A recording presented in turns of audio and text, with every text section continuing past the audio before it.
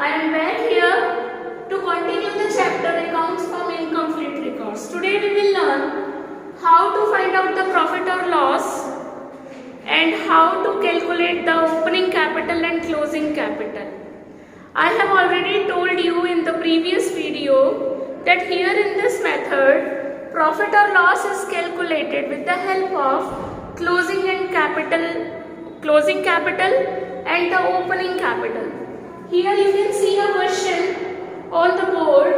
Anurag keeps incomplete records of his business. He gives you the following information.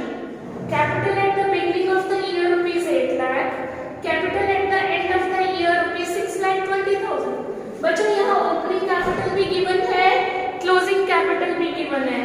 तो जब opening capital भी given है तो opening statement of affairs की requirement नहीं है. स्टेटमेंट ऑफ अफेयर्स हम तब बनाते हैं इफ कैपिटल इज मिसिंग.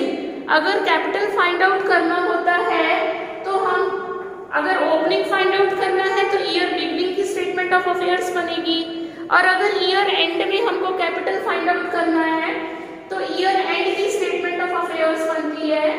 फिर इसमें ड्राइंग्स और additional capital, two more informations are also given. कहता है कैलकुलेट प्रॉफिट और लॉस ऑफ द ईयर. आपको प्रॉफिट या लॉस निकालना है तो स्टेटमेंट ऑफ प्रॉफिट, यहाँ पर ईयर का कोई मेंशन नहीं है, विच ईयर इज इट, तो हम लिखते हैं वैसे स्टेटमेंट ऑफ प्रॉफिट और loss for the year ended, और ईयर डाल देते हैं 31 March whatever the year is. अब बच्चों फॉर्मूला कल भी मैंने आपको बताया था, closing capital. Capital at the end of the year है 6,20,000. एड ड्राइंग्स कितनी है? 2,50,000. 8,70,000 हो गया, minus opening capital. Opening capital है 8,70,000 आ गया ये हमारे पास, माइनस एडिशनल कैपिटल 30,000.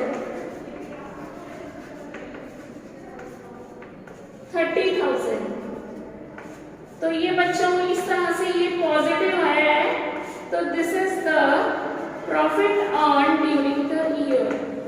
ठीक है बच्चों, यहाँ पर ओपनिंग क्लोजिंग कैपिटल गिवन था इसलिए हमने स्टेटमेंट ऑफ अफेयर्स नहीं बनाई. ठीक है, एक नेक्स्ट क्वेश्चन लेंगे हम. उस क्वेश्चन के अंदर एक कैपिटल गिवन है, दूसरा मिसिंग है, तो वहां पर एक स्टेटमेंट ऑफ अफेयर्स बनेगी to find out the missing capital. बच्चों ये सेकंड क्वेश्चन आपके सामने बोर्ड पर है.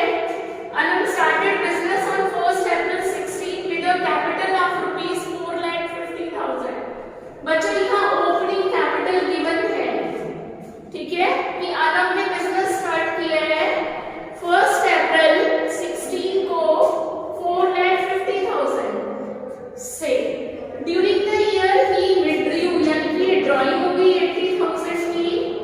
उसके बाद उसने इंट्रोड्यूस्ड फ्रेश कैपिटल, यानी कि एडिशनल कैपिटल हो गया आपका.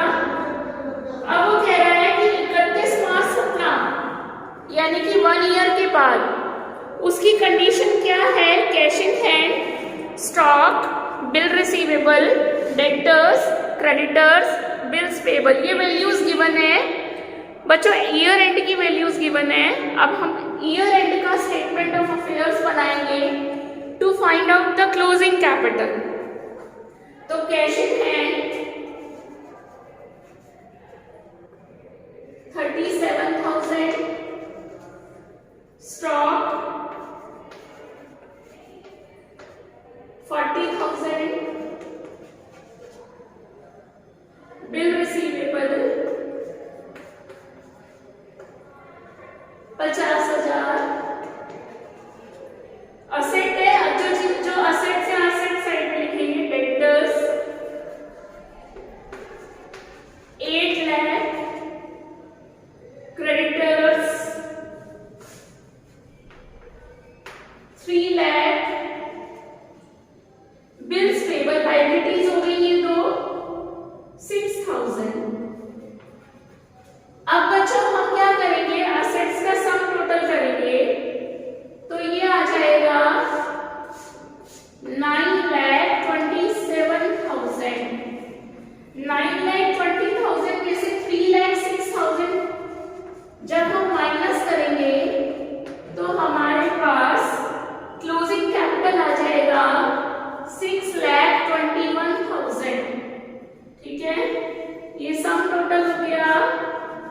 9,27,000। ठीक है, अब आपके पास ओपनिंग कैपिटल भी है, क्लोजिंग कैपिटल भी है, ड्राइंग भी है, एडिशनल कैपिटल भी है। ठीक है, अब हम बनाएंगे स्टेटमेंट ऑफ प्रॉफिट। तो स्टेटमेंट ऑफ प्रॉफिट कैसे बनती है ये आप सीख चुके हो, एक बार फिर से सीख लेते हैं। Statement of profit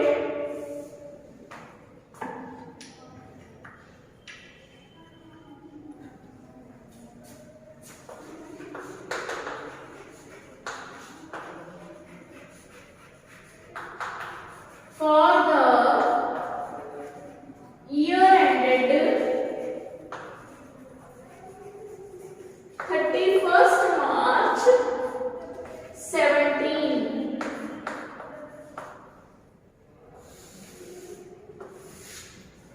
Closing capital 6,21,000।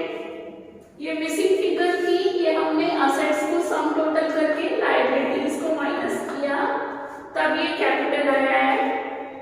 Plus drawings,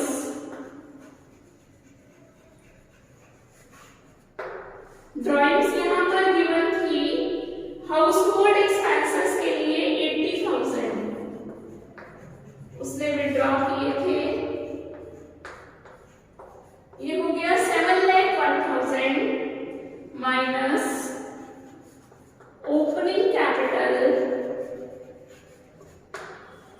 4,50,000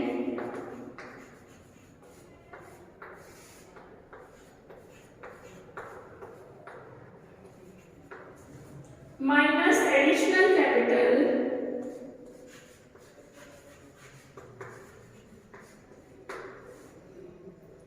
14,000।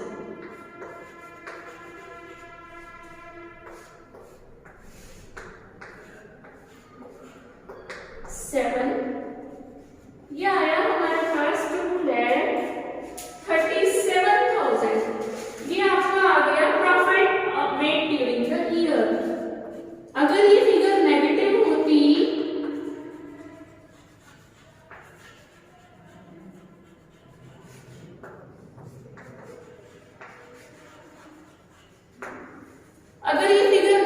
होती तो ये होता लॉस।